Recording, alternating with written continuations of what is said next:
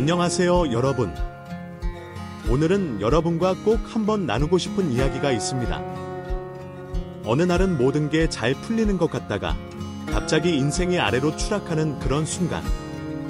우리 모두 한 번쯤 겪어봤을지도 모릅니다. 오늘의 주인공은 40살의 한 남자입니다.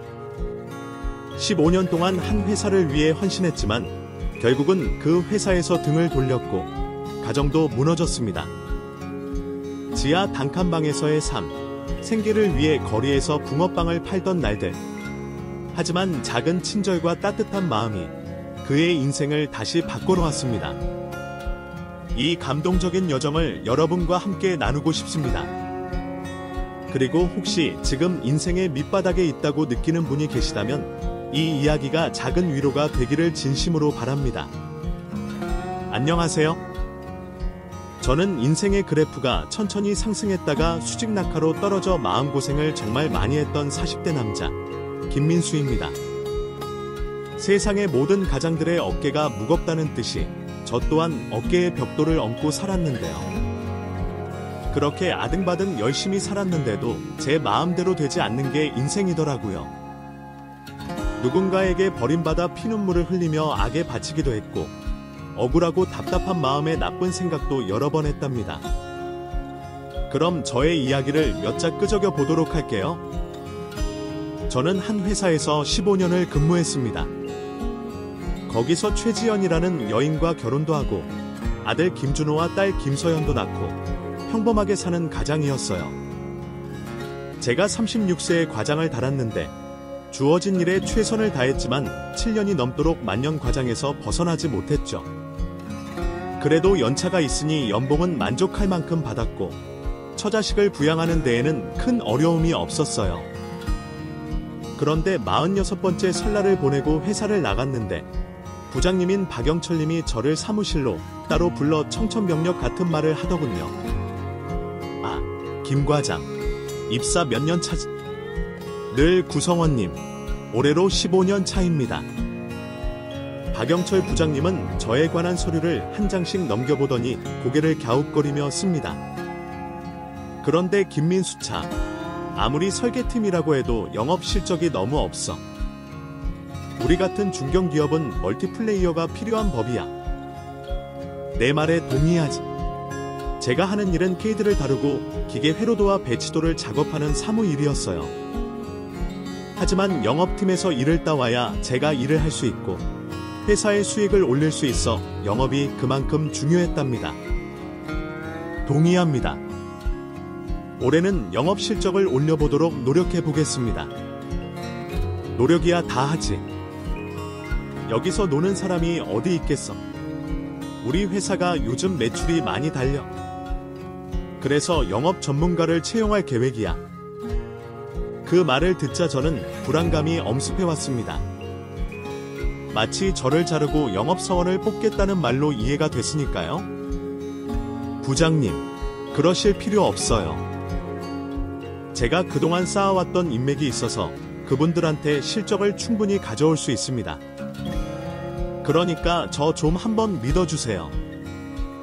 하지만 박영철 부장님은 저를 무시하는 눈빛으로 쏘아보며 이렇게 말하더군요. 15년 동안 모아놓은 게 이제야 실적을 올리겠다고. 그럼 내가 김민수 차 말에 믿어줘야 하나? 그러게 평소에 실적 올리고 회사에 도움이 됐으면 좀 좋았을 텐데. 엊그제 위에서 오더가 내려왔어. 자네를 권고사직하라고 말이야. 내가 가급적 주려고 했는데 이사님이 이미 결정을 내리신 모양이네. 자네, 우리 회사를 15년이나 다녔으면 퇴직금도 깨질 테니 사업을 하든 장사를 해보면 어떻겠어? 아예 대놓고 나가라고 말하는데 착잡하더라고요. 저는 자존심이고 뭐고 다 버리고 박영철 부장님 앞에 무릎을 꿇었습니다. 부장님, 저 살려주세요. 이렇게 잘려버리면 제 자식들을 어떻게 합니까? 제 처 최지연 잘 아시잖아요. 한 번만 기회를 주세요. 하지만 제 간곡한 부탁은 소용없었어요. 박영철 부장님은 사직서를 한 장 꺼내 저에게 던지듯이 건네주며 이렇게 말했습니다. 회사가 힘들다는데 어쩌겠나. 그냥 조용히 나가주게. 그리고 이미 결정난 거라 내가 나설 수도 없어. 얼른 돌아가서 후배들한테 인수인계하고 이번 주 내로 그만두는 걸로 하지. 냉정하게 저를 내치셨습니다. 저는 바닥에 무릎을 꿇은 채 쉽게 일어나지 못하고 어떻게 이 난관을 헤쳐나가야 할지 눈을 감고 생각을 해봤습니다. 그런데 최지연이 사실을 알면 가만히 있지 않을 게 뻔했고 당장 쫓겨날지도 모른다는 느낌이 들었어요. 그래도 어쩌겠어요. 회사에서 나가라고 하는데 제가 버티고 있어봤자 아무 소용이 없다는 건 직장 다니는 사람들이라면 모두 다 아는 사실이잖아요. 저는 눈물을 머금고 후배들에게 인사를 하고 조용히 회사에서 빠져나왔습니다. 15년이라는 세월을 바쳐도 회사는 이익을 추구하는 집단일 뿐 사람을 소중하게 생각하는 곳이 아니라는 걸 다시금 깨달았네요. 집으로 돌아간 저는 자식들의 방을 한 번씩 들여다봤습니다. 중학생인 아들 김준호와 딸 김소연은 공부하느라 여념이 없어 보여 그냥 문을 닫았고 주방에서 저녁을 차리는 최지연의 뒷모습을 보고 가슴이 철렁 내려앉았어요. 회사에서 잘린 걸 말해야 할 때가 지금이라는 걸 알았으니까요. 그래도 밥은 먹고 이야기하는 게 낫겠다 싶어 최지연이 차려준 집밥을 아무 생각도 하지 않고 우거지국을 맛있게도 먹었어요. 자식들이 각자의 방으로 돌아가자 저와 최지연이 둘이 마주 앉게 되었고 아이들에 관한 대화를 나누기 시작했습니다. 여보, 당신 이번 달 보너스 달이야. 아무래도 유진이 학원비 좀 시켜줄까봐 학원에 다녀도 수학을 못 따라가나봐. 윤동사는 준아, 엄마가 족집게 과외 선생님을 알고 있다면서 소개해준다는데 내가 만나볼까 해. 과외 아직 중학생인데 이르지 않나? 고등학교 올라가서 시켜줘도 늦지 않을 것 같은데. 그러자 최지연은 제가 구식이라며 요즘은 세상이 워낙 빨리 돌아가서 중학교 때 과외를 시켜도 늦은 주제라고 말하더라고요. 최지연은 이어서 돈 들어갈 곳에 관한 이야기를 미주알고주알 말했습니다. 여기서 제가 찬물을 끼얹듯 회사에 잘렸다는 말을 하면 난리가 날 것 같아 퇴사 사실을 알리지 못했답니다. 이튿날 아침 저는 출근 준비를 하고 아무렇지 않게 집에서 나왔고 갈 곳 없는 저는 집에서 좀 떨어진 공원에 바람을 쐬러 갔습니다. 그런데 거기엔 저같이 회사를 잘리고 오갈 데 없는 중년의 남자들이 여럿 보였어요. 저와 같이 양복 차림으로 촬영하게 앉아있는데 마치 거울을 보는 기분이더라고요. 어쨌든 저는 앞으로 어떻게 먹고 살 건지 곰곰이 생각을 해봤습니다. 제 나이가 40 중반이니 어디 가서 재취업을 하는 건 쉬운 게 아니었으니 제가 하던 설계 일을 토대로 사업을 꾸려나가는 게 가장 낫겠다는 결론을 내리게 되었답니다. 그래서 저녁 시간이 되자 최지연에게 당당하게 퇴사 고백을 하고 사업을 하겠다고 말할 결심을 하고 집으로 들어갔어요.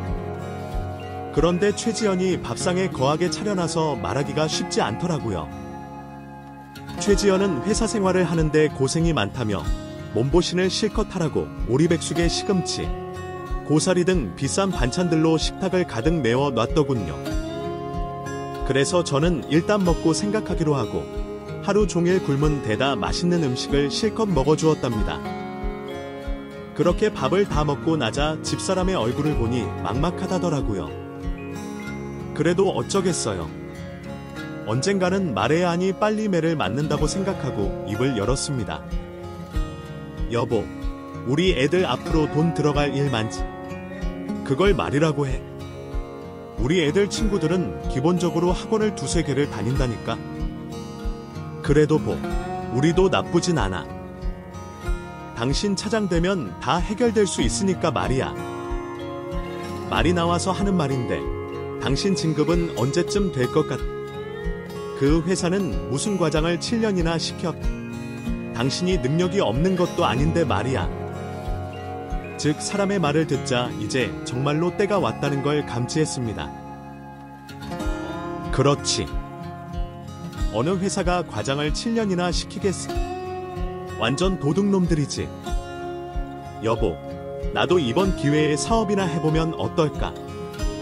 내가 설계를 잘하니까 거래처만 잘 맞는다면 중박 이상은 갈 것 같지 않아. 아서라, 요즘 사업 망한 사람이 세 곳에 써. 내 친구 남편들도 사업한다고 꼴값 떨다가 하나같이 폭삭 망했다니까? 나는 당신이 사업한다고 하면 도시락 싸들고 다니면서 말리고 거야. 그러니까 허튼 소리 하지 말고 회사에 얌전히 붙어 있어. 집사람의 확고한 의견을 듣자 저도 모르게 고개를 떨구고 말았습니다. 그러자 집사람은 제가 수상해 보였는지 왜 그러냐고 묻더군요. 저는 더 이상 숨기고 있으면 안 될 것 같아 눈을 감고 말해버렸습니다. 나 권고사직 당했어. 회사 사정이 어려워졌다고 나가라고 해서 어쩔 수 없이 나왔어. 그래서 퇴직금 받은 걸로 온 사업을 해보면 좋지 않겠어.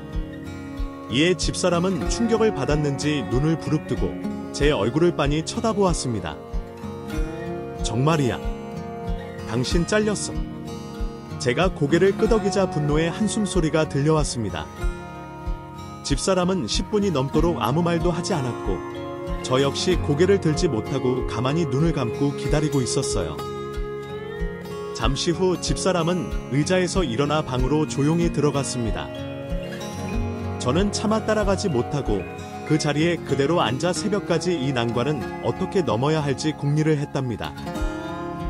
그리고 전 생각을 정리해서 집사람에게 사업을 허락해주지 않으면 제 취업을 할 테니 걱정 말라고 일러줬어요. 그러자 집사람이 말했습니다. 그래, 사업은 꿈도 꾸지 말고 다른 직장을 알아봐. 당신 퇴직금은 애들 교육비랑 나중에 대학에 갈 때 쓰는 게 낫겠어. 그래요. 알겠어. 내가 빨리 다른 회사 알아볼게. 조금 아쉬웠어요. 집사람이 그동안 수고했다는 말을 해줄 줄 알았는데 퇴직금을 어떻게 쓸지에 관한 개선부터 하는 게 서운했답니다. 이튿날부터 인터넷으로 여러 직장을 알아봤고 이력서와 자기소개서를 꾸며 19 3회사에 지원했어요. 하지만 인생은 제 뜻대로 되는 게 아니었습니다. 하루가 지나고 일주일이 지나도 저를 찾아주는 곳은 단 한 군데도 없었어요. 그렇게 백수로 지내는 내내 집사람과 자식들의 눈치를 보며 집에서 지냈는데 시간이 순식간에 2개월이 나디나 있더라고요. 집사람은 아직도 취직이 안 됐느냐며 짜증을 냈고 정할 일이 없으면 막노동이라도 해서 가족을 부양해야 하는 게 아니냐고 불만의 목소리를 높였답니다. 그래서 전 공사장 인부라도 하려고 용역 사무실을 찾아갔지만 신체 검사를 하는 과정에서 고혈압이 나와 일을 할 수 없다고 돌려보내더라고요.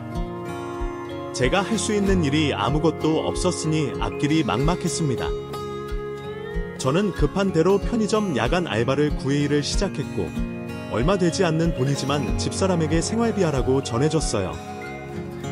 하지만 집사람은 겨우 100만 원 벌어왔냐며 성을 냈고 빨리 먹고 살 길을 찾지 않으면 가만히 있지 않겠다고 겁을 주더라고요. 아마 저같이 퇴직하고 백수가 되어보신 분들은 제 마음을 이해하실 겁니다. 집사람이 무섭고 자식들한테는 눈치가 보이니 사는 게 사는 것 같지가 않았어요. 여하튼 저는 편의점 알바도 하고 택배 상하차도 매일 나가서 온몸에 근육통을 달고 일했습니다. 그렇게 퇴직한 지 3개월의 시간이 지나고 보니 제 자신이 참 초라하고 볼품없이 보이더라고요.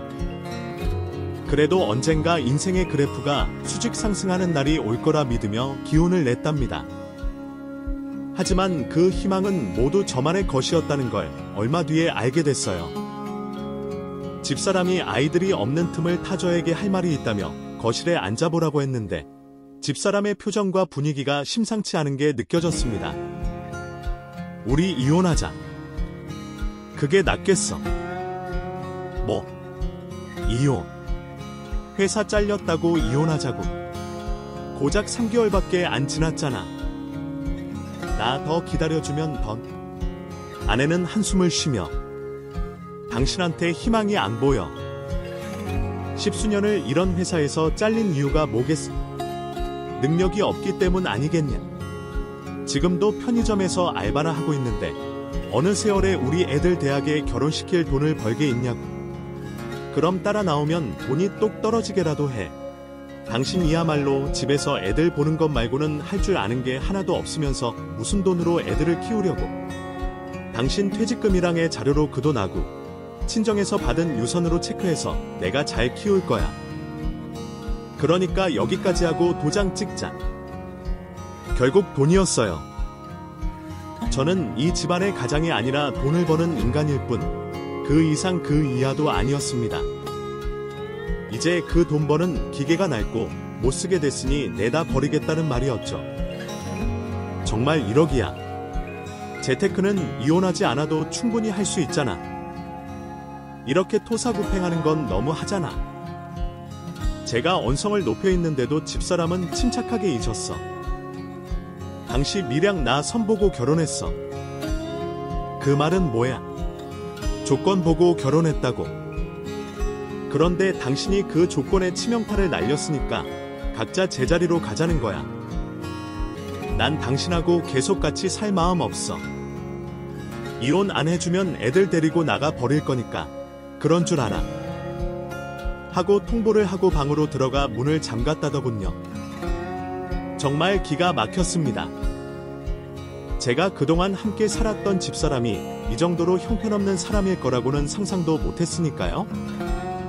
저는 이혼하지 않으려고 버텨볼까 했지만 저런 마음을 두고 있는 집사람과 어떻게 한 집에서 계속 살 수 있겠어요.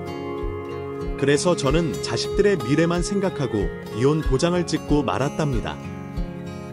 위자료와 양육비는 집을 팔고 거의 다 집사람에게 주고요. 그렇게 제가 가진 돈은 3천만 원이 전부였습니다. 참 바보 같죠? 15년 동안 일만 하고 살아온 저에게 남은 돈이 그것뿐이니 해석하고 착잡했다입니다. 저는 한 푼이라도 아끼려고 반지하의 새 방을 구했고 거기서 지내며 편의점과 택배 상하차 알바를 이어갔어요. 혼자 벌어먹고 고민 없이 사니 이혼하길 잘했다는 생각까지 들었습니다. 그놈의 눈치밥을 먹는 동안 얼마나 많이 체했는지 혼자 살게 되니 아주 밥도 잘 먹고 근심 없이 잠도 잘 잤네요. 다만 안타까운 건 자식들이 보고 싶을 때 마음대로 보지 못하는 거였어요. 사춘기 나이라 그런지 제가 연락을 해도 뜨뜻미지근하게 대답하더라고요. 그래도 전 자식들과의 연을 이어가려고 집 앞으로 찾아가 아이들을 불러내기도 했답니다. 역시 달갑지 않은 표정으로 말 몇 마디 나누고 쏜살같이 들어갔지만 전 아들, 딸의 얼굴을 보는 것만으로도 만족이 됐죠. 그렇게 혼자만의 인생이 몇 달 더 이어지던 어느 날이었습니다. 택배 상하차 일을 끝내고 오전 12시에 집으로 걸어가는데 초등학생 아이들이 줄을 서서 떠들고 있는 거예요. 저는 무슨 행사라도 하나 싶어 목을 빼서 확인하는데 그 아이들이 줄을 선 이유가 붕어빵을 사 먹으려고 모였던 겁니다. 저는 이 광경을 더 지켜보려고 멀찌감치 있는 벤치에 앉았어요. 그리고 머릿속으로 계산기를 두드리며 붕어빵 아저씨가 지금 줄 서 있는 아이들에게 얼마나 벌었는지 떠올렸습니다. 그런데 꽤 쏠쏠한 수입일 것 같더라고요. 일도 제가 하고 있는 택배 상하차와 편의점보다 나아 보였고 무엇보다 햇살을 맞으며 아이들을 보고 웃을 수 있는 게 참 부러웠습니다. 그래서 저는 아이들의 점심시간이 끝나고 붕어빵 노점이 텅 비었을 때 사장님인 이정훈에게 다가가 말을 붙여봤어요. 사장님, 장사 잘 되시네요. 저도 좀 넣지만 주시겠어요? 아, 여기 있습니다. 아마 장사요? 뭐, 그럭저럭 됩니다. 그 회사 다닐 때만큼은 아니어도 처자식 굶기지는 않을 정도는 돼요. 왜요? 붕어빵 장사에 관심이 있으세요? 저는 고개를 끄덕였고 노점을 차려내는데 얼마나 되는지 견적을 물어봤습니다. 그런데 생각보다 돈이 많이 들지 않더라고요. 그래서 이거다 싶었죠. 그래서 이정훈 사장님이 알려준 번호로 전화를 걸어 장사에 필요한 기구와 도구를 사겠다고 일러뒀습니다. 사흘 뒤 붕어빵 굽는 도구와 재료, 가스와 천막을 구비한 저는 이정훈 사장님의 조언으로 다른 초등학교 앞에 자리를 잡았어요. 첫날은 본전 생각하지 않고 연습으로 수백 개의 붕어빵을 구워냈답니다. 처음에는 태우기도 하고 덜 익히기를 반복했는데 그래도 먹을 만한 붕어빵을 많이 만들어 초등학생들에게 공짜로 나눠줬어요. 얘들아, 아저씨 여기서 계속 장사할 거니까 자주 사 먹어라. 아이들은 제가 무슨 말을 하는지도 모르고 붕어빵을 먹는데 삼매경이었어요. 그 모습을 보니 희망이 생기더군요. 돈을 벌어 자식들에게 용돈을 쥐어주고 지하방에서 지상으로 올라올 기대까지 했답니다. 그날 이후 제 붕어빵은 불티나게 팔리기 시작했어요. 어린이 손님이 매출의 90%를 차지해서 망하지는 않을 것 같았죠. 또 일하는 시간도 준비해온 재료가 떨어지면 접어야 해서 몸도 전보다 편하더라고요. 그렇게 집으로 돌아가면 저는 1,000원짜리 뭉치를 꺼내 돈 세는 재미로 밤을 보냈고 다음 날은 더 많은 재료를 준비하기로 마음을 먹고 따뜻한 잠을 이뤘습니다. 한 달이 지나자 입소문이 나선지 털을 잡아선지 어린이 손님뿐만 아니라 어른 손님들도 많이 늘었어요. 그리고 제가 직장인 티를 벗어내지 못했는지 파이팅! 이라고 응원해주시는 제 또래 남자들도 여럿 있었답니다. 그러던 어느 날 어린이 손님이 빠지고 구석으로 가서 담배 한 대를 피우고 있었는데 한 노인이 눈에 들어왔어요. 겉모습을 보니 꽤 제재 않게 노숙자인 것 같더라고요. 그분이 지저분해 보이긴 했지만 돌아가신 아버지가 생각이 나기도 했고 배가 많이 고파 보이는 어르신께 붕어빵 5개를 종이봉투에 담아 다가갔습니다. 가까이 가니 어르신에게서 땀으로 찌든 고약한 냄새가 코를 찌를 정도로 강하게 났답니다. 저는 티를 내지 않으려고 꾹 참았네요. 제가 어르신을 부르자 대답하는 목소리가 어린아이처럼 들렸습니다. 이게 뭐야? 어르신, 배고프시죠? 붕어빵 좀 드시라고요. 고마워, 아저씨. 그런데 겨우 5개야. 좀 더 줘, 이 배고프다. 어르신의 어휘와 말투, 그리고 표정을 보아하니 치매가 있으신 분 같았어요. 그래서 전 이해하고 붕어빵을 더 가져다 드렸습니다. 아저씨, 이거 호호 불어줘. 뜨거워서 못 먹겠다. 내가 불어드릴게요. 저는 붕어빵을 이빨함으로 식혀 어르신 입에 넣어드렸습니다. 그러자 며칠 굶은 사람처럼 얼마나 허겁지겁 드시던지 금방이라도 체할 것 같더라니까요. 어르신, 천천히 드세요. 앞에서 먹어요. 부족하면 더 드릴 테니까 모자라면 말씀하세요. 그리고 오후 3시쯤 되자 초등학생들이 다시 몰려들어 저는 붕어빵 굽는데 정신이 팔렸고 노숙자인 어르신이 언제 사라졌는지 아까 앉아있던 자리에는 낙엽 하나만 앉아있었습니다. 저는 연민과 동정, 그리고 돌아가신 아버지 생각까지 나 참이라 어르신이 걱정되더라고요. 그런데 그 걱정은 다음 날이 되자 사그라졌습니다. 똑같은 시간에 어르신이 또 제 노점에 찾아오셨거든요. 저는 반가운 마음에 미소를 지으며 인사했답니다. 어르신, 또 오셨네요. 배고프시죠? 붕어빵 좀 드릴까요? 으앙, 배고프다. 얼른 줘, 얼른. 이번에는 붕어빵과 국밥 한 그릇 값을 같이 드렸어요. 어르신, 붕어빵은 간식이니까 국밥집 가서 식사라도 하세요. 하지만 어르신은 저에게 돈을 던지듯이 올려주셨습니다. 그분의 시선은 오직 붕어빵에만 고정되어 있었고 돈에는 관심이 없는 것 같았어요. 그렇게 어르신은 매일 같은 시간에 붕어빵을 드시러 오셨고 저는 기분 좋게 붕어빵을 내어드리며 지냈습니다. 그런데 생각해보니 어르신이 한 번도 제정신이었던 적이 없다는 것에 의구심이 들었어요. 그럼 가족이 애타게 찾고 있을지도 모르는 일이었으니까요?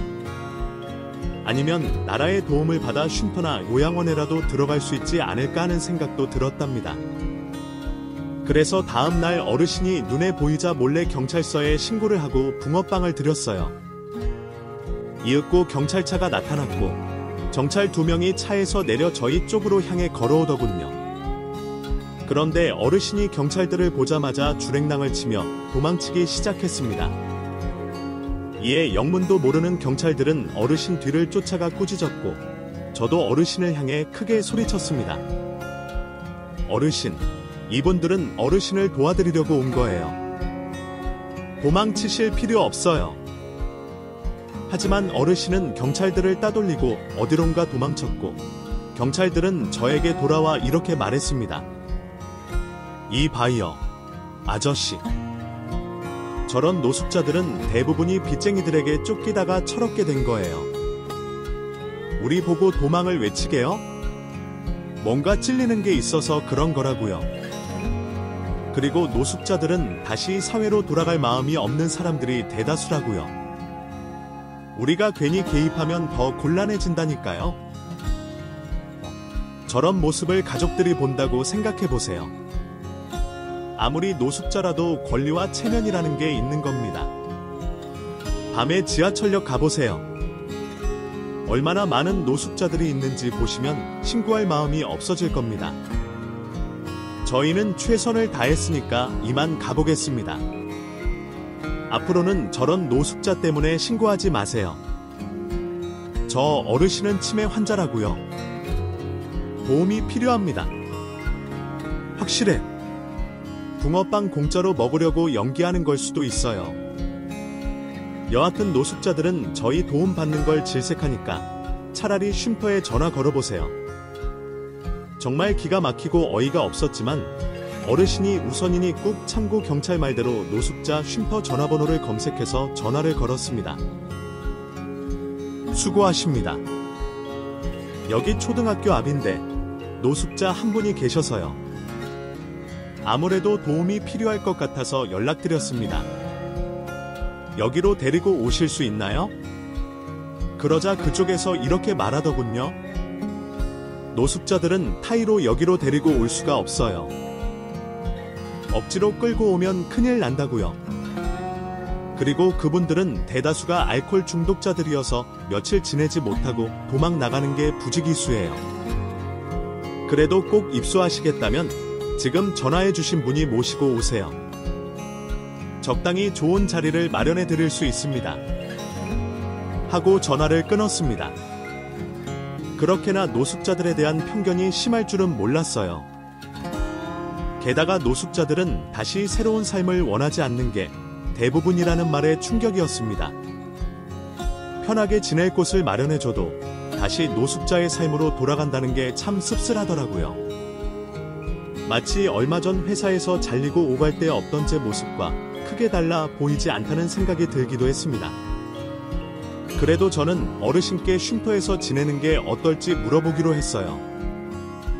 어르신은 역시나 같은 시간에 붕어빵을 드시러 찾아오셨습니다. 저는 붕어빵을 건네드리고 운을 띄웠어요. 어르신, 잠은 어디서 주무세요? 제 물음에 어르신은 아무 말 없이 붕어빵만 드셨어요. 제가 재차 물어봐도 치매가 있으셔서 제 말을 제대로 이해하지 못하신 것 같더라고요. 그래서 전 노점을 잠시 닫고 어르신을 모시고 노숙자 쉼터가 있는 곳까지 모셔다 드리기로 했습니다. 아저씨, 어디 가는 거야? 쉼터요. 어르신이 씻고 밥도 드실 수 있고 잠도 편하게 주무실 수 있는 곳이죠. 혜준이 안 간다. 혜준 있는 붕어빵만 먹으면 된다. 어르신은 제 손을 강하게 뿌리치고 달아났습니다. 뭐가 그리 무섭고 두려운지 도움의 손길을 피하려고만 하셔서 포기하고 말았죠. 그리고 제가 더 끼어들었다가는 제 노점에도 찾아오지 않으실 것 같아 당분간은 관여하지 않기로 했습니다. 이튿날 어르신은 어제 제가 했던 행동을 다 잊으셨는지 순수한 눈으로 붕어빵을 바라보았고 저는 미소를 띠며 미리 구워놨던 붕어빵 여러 개를 봉투에 담아드렸어요. 그렇게 매일 학교 앞에서 붕어빵을 굽고 한두 시간 앉아 계시다가 바람처럼 사라지시길 반복했고 어느 날부터 어르신의 모습이 보이지 않기 시작했습니다. 저는 걱정이 됐지만 가족의 품으로 돌아갈 수 있다는 생각이 들어 제 앞에 나타나지 않는 게 잘된 일이라고 되었어요.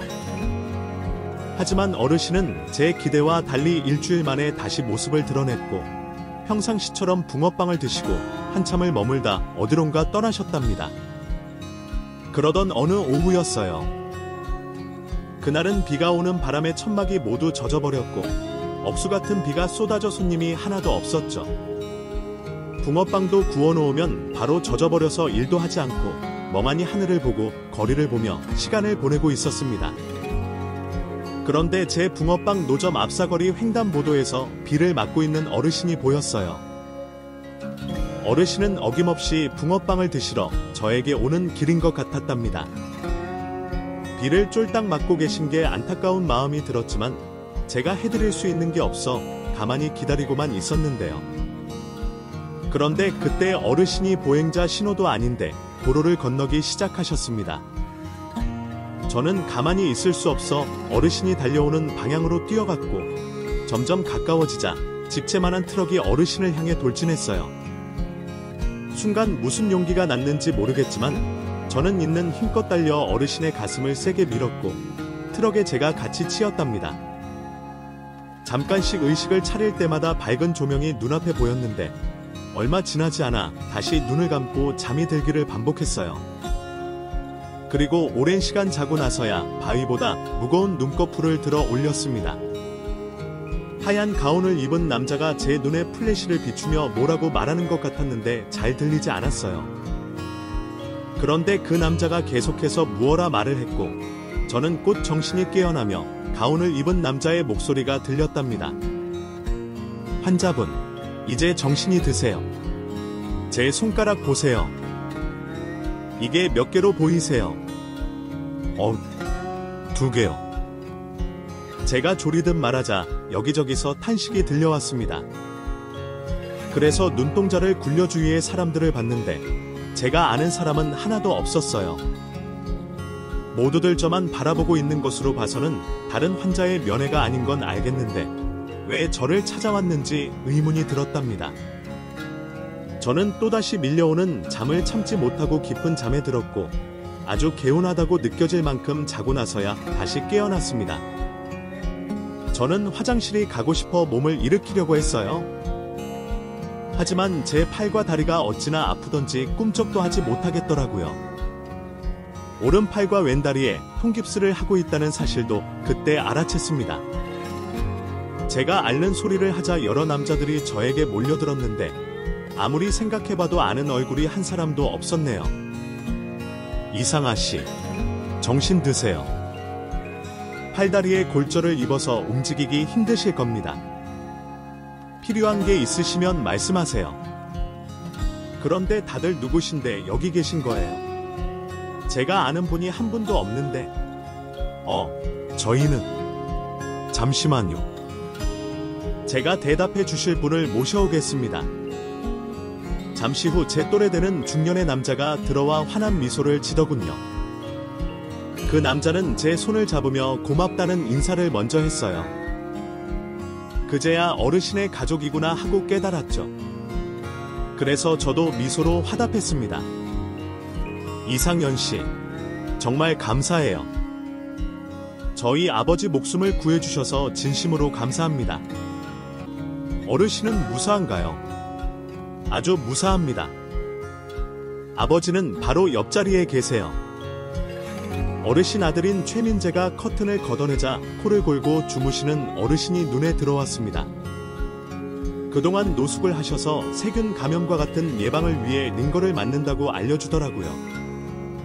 그제야 저는 안도의 한숨과 웃음을 터뜨렸습니다. 그리고 최민재는 그동안의 속사정을 이야기했습니다. 이상현 씨, 제 아버지가 치매가 있으신 건 알고 계시죠? 저의 부주의로 아버지를 잃어버려서 오늘날까지 와버렸네요. 그렇게 3개월 동안 찾고 찾아도 안 보이시다가 이상현 씨 덕분에 아버지를 찾게 됐습니다.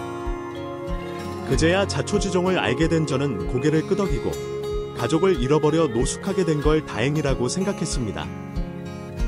어르신을 경찰에 신고도 하고 노숙자 쉼터에 모셔가려고 했는데 자꾸 도망을 가셔서 너무 늦게 가족들 품에 가셨네요.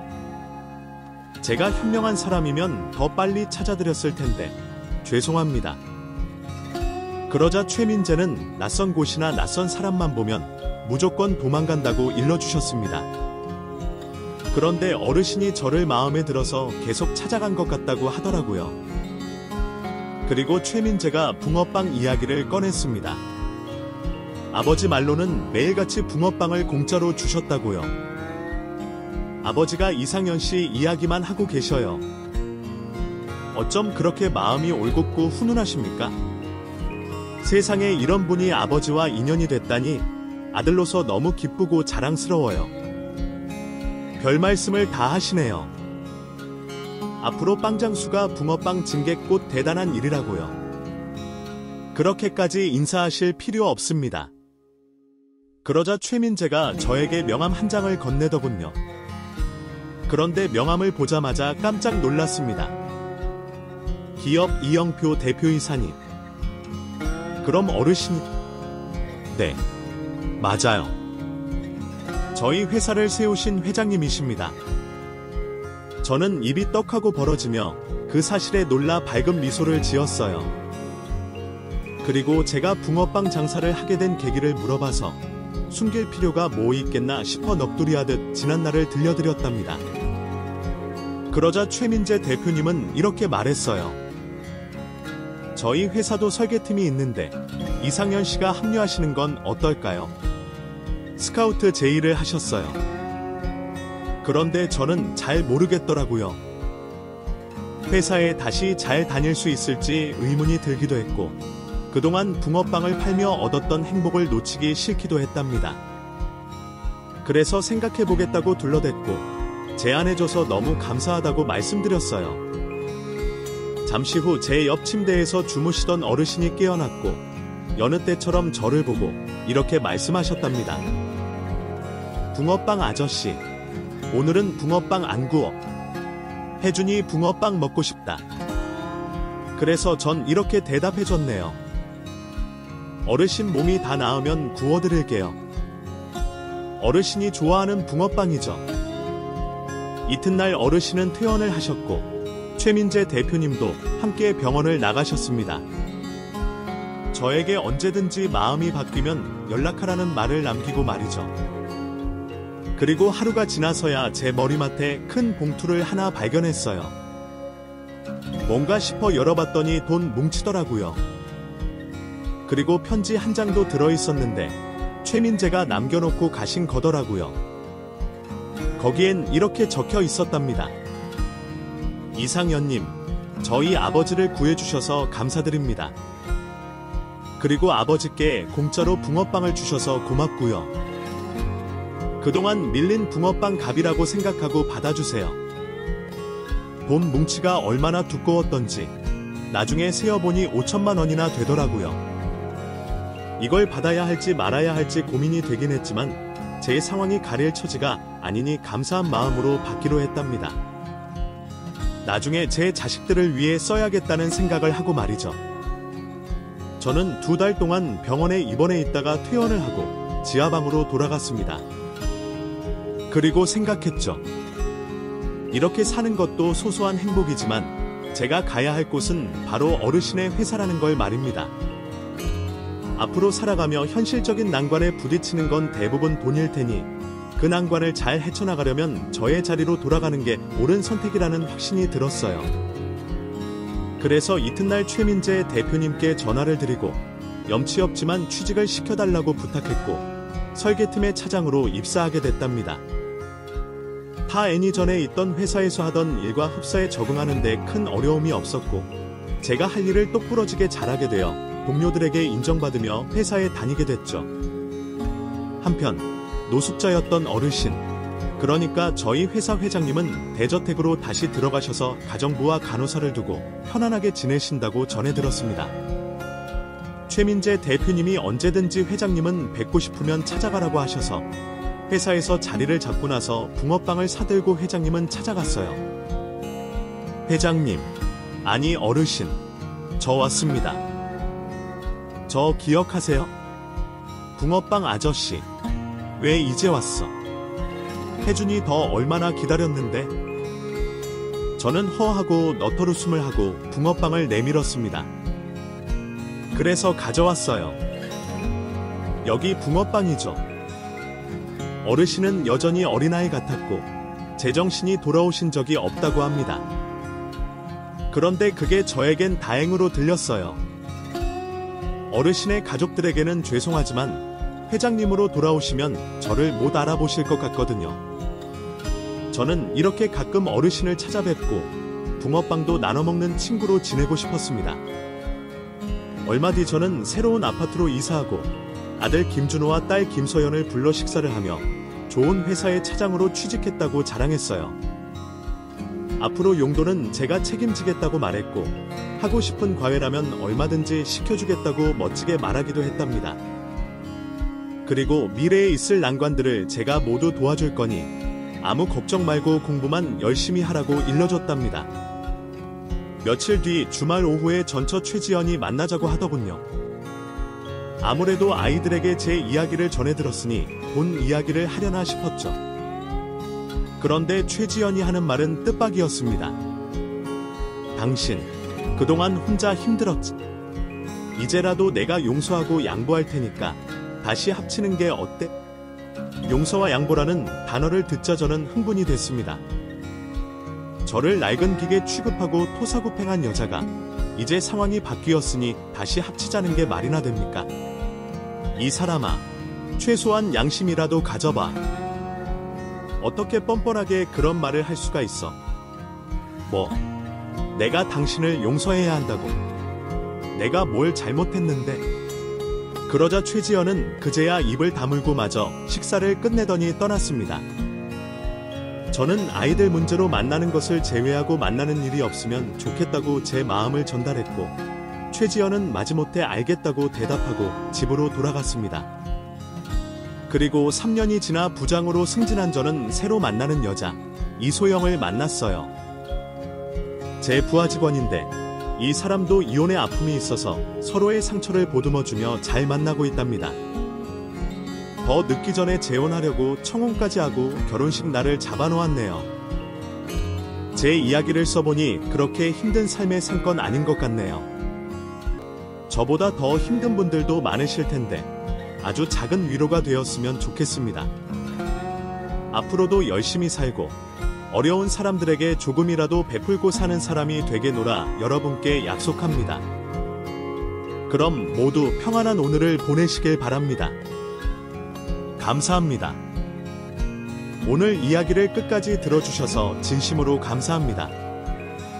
인생에는 아프고 힘든 순간들이 있지만 때론 아주 작은 따뜻, 이름 모를 사람의 친절이나 거리의 붕어빵 한 조각이 다시 걸을 수 있는 힘이 되어줍니다. 이 이야기가 당신 마음에 작은 울림을 주었다면 좋아요와 공유 부탁드립니다. 그리고 앞으로도 함께하고 싶으시다면 구독도 잊지 마세요. 여러분의 삶에 언제나 따뜻한 빛이 함께하길 바랍니다.